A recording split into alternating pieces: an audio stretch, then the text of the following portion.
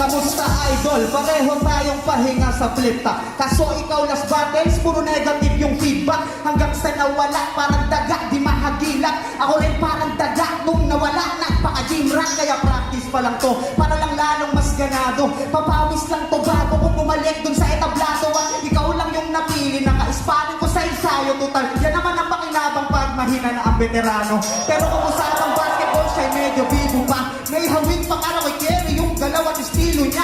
Kung si Steph ninangat-ngat yung mouthpiece yun ang vision niya. Ito naman pag nakakashoot, kagat-kagat pustiso niya. Sa sakapal pa ng labig, sino dyan ang didikit? Kahit yung malanding sigil, tatakbihan na sa halik. Tingnan nyo parang lambik na nangamatis na.